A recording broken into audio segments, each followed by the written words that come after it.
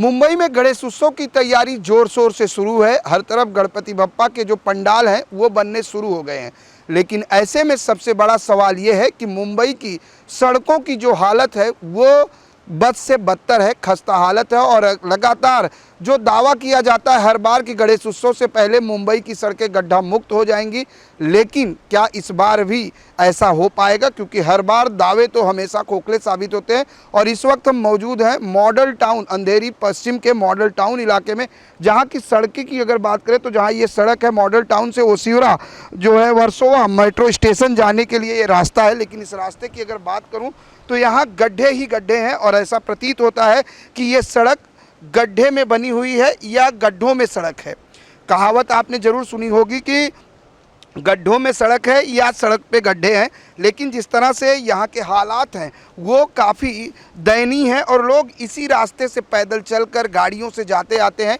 गाड़ियों के सस्पेंसर के अलावा लोगों को कितनी दिक्कत होती है ये लेकर कई बार सवाल खड़े हुए हैं, लेकिन मामला जस का तस रहता है। हर बार दावे और ये कहा जाता है गणेश उत्सव हो, नवरात्रि हो, जब फेस्टिवल का समय आता है तो ये कहा जाता है कि उससे पहले सड़कें जो है पूरी तरह गड्ढा मुक्त हो जाएंगी। लेकिन कहीं ना कहीं लगातार पत्राचार करने के बाद, लेटर्स देने के बावजूद जब काम नहीं होता है तो आदमी के पास एक ही उपाय बनता है, अनशन, आंदोलन।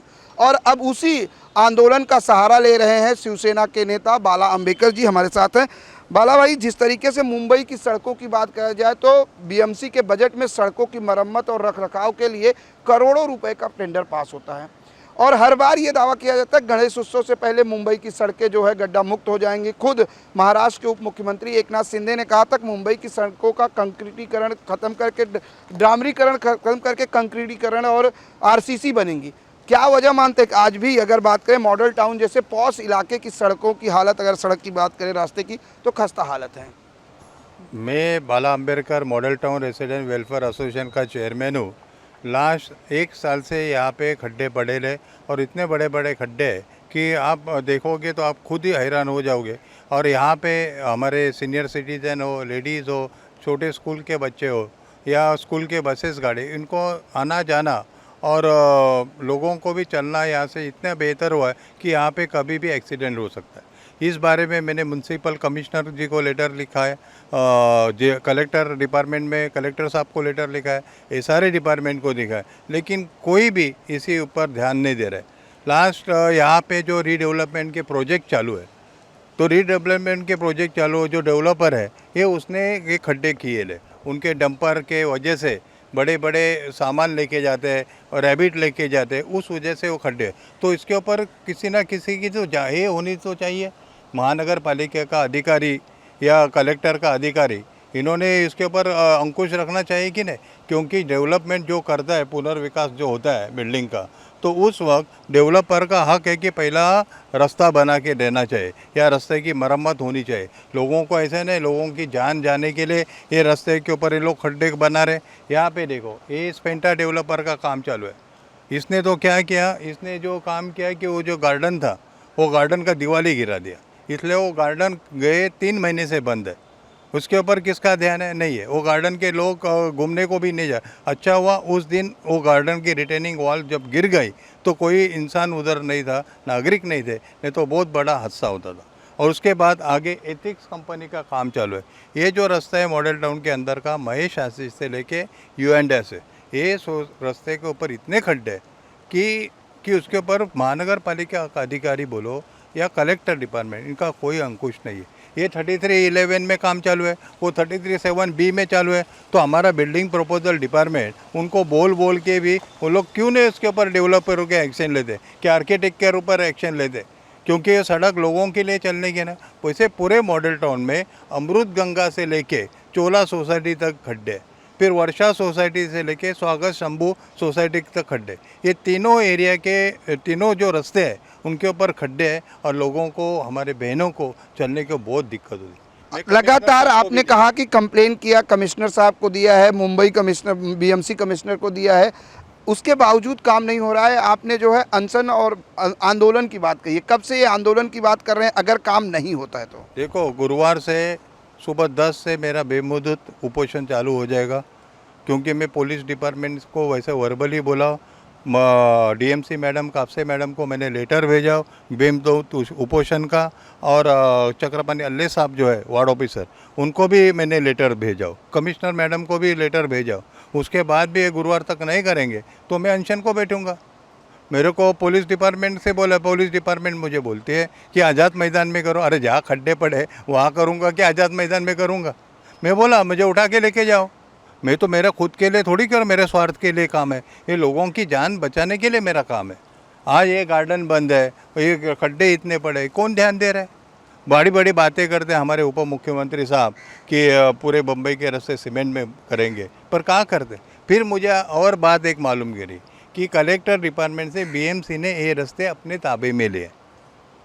तो मैं बोला काम चालू करो, तो बोलते हैं कि हमारे पास पैसे की तरतूद नहीं है। अरे तो पैसे की तरतूद कोई लोगों की जान जाएगी तब तरतूद होगी क्या पैसे की? बीएमसी के बजट में इतना पैसा है, कमिश्नर के पास पावर है, एडिशनल म्यूनसिपल कमिश्नर के पास पावर है, तो ये कितना खर्चा होगा? कम से कम 1.5 करोड़ में पूरे मॉडल टाउन के रास्ते बन सकते हैं। ये रास्ता जो मैं बता रहा हूँ महेश आशी से युवंडाई तक, ये कम से कम 50 लाख में सीमेंट कंक्रीट का रोड हो सकता है, पर किसको इच्छा शक्ति नहीं करने की। ये गार्डन गिर गया है तो उसको 3 महीने से लोग नहीं चल रहे, उसके ऊपर क्या कर रहे हैं लोग?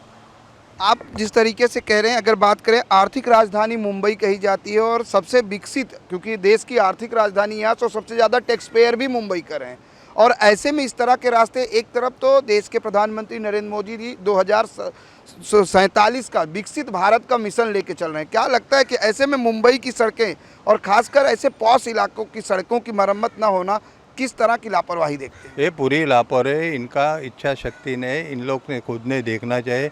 ये डेवलपर के साथ ये मिली बिली सरकार है, इनको कुछ नहीं, डेवलपर के किसे भरने का काम कर रहे हैं, इसलिए ये सब काम हो रहा है। नहीं तो इन लोग ने डेवलपर को बोलते थे, बीएमसी, कलेक्टर, एसआरए डिपार्टमेंट, कि तुम इसके ऊपर पहला रास्ता बना लो, ये तुम्हारे वजह से रास्ते के ऊपर खड्डे बड़े बड़े हुए, तो क्यों नहीं कर सकता था? उसको स्टॉप और नोटिस बराबर देते थे तो बराबर काम होता था।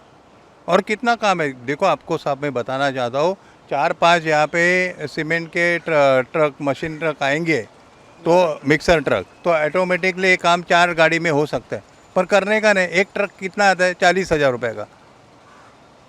तो डेवलपर के पास या बीएमसी और उनका साटेलोट है, काना का तो अधिकारी और मिली भगत है। आज हम 80वां स्वतंत्रता दिवस मना रहे हैं, 80 साल हो गए हमें। क्या लगता है कि कितने आज़ाद और कितने विकसित हुए हैं?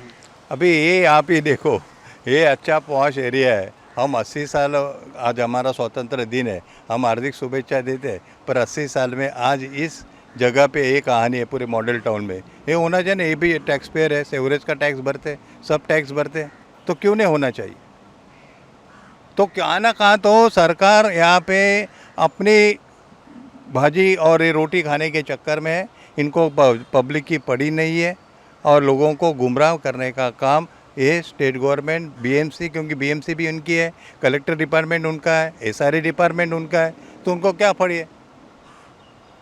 बिल्कुल, बहुत बड़ी बात बाला अम्बेडकर जी ने कही है कि जिस तरीके से करोड़ों रुपए का फंड पास होता है, लेकिन सड़कों की जो हालत है वो हम आपको लगातार दिखाने की कोशिश कर रहे हैं कि जो सड़कें हैं, ये मॉडल टाउन की जो सड़क है वो पूरी तरह से गड्ढे में है, और ऐसा लगता है कि ये सड़क गड्ढे में नहीं, क्योंकि यहाँ पर गड्ढे हैं और फिर सड़कों में गड्ढे की जो कहावत है कि ऐसा व्यतीत हो रहा है कि सड़क की जो खस्ता हालत है उससे देखकर अंदाज़ा लगाया जा सकता है कि यहाँ के जो राहगीर हैं, जो यहाँ से रोज़ गुजरते हैं आने जाने के लिए, जो अपने गंतव्य स्थान पर जाने के लिए, उनको किस तरह की दिक्कतों का सामना करना पड़ता है। और लगातार जिस तरह से बाला अम्बेडकर ने कहा कि पत्राचार करने के बाद, शिकायत करने के बावजूद अगर काम नहीं होता है तो वो अनशन करेंगे, जब तक यहाँ पर काम नहीं होता है, इन सड़कों का मरम्मत नहीं होता, तब तक उनका अनशन जारी रहेगा। कैमरामैन शैलेश के साथ प्रदीप शर्मा, IN24 न्यूज़, मुंबई।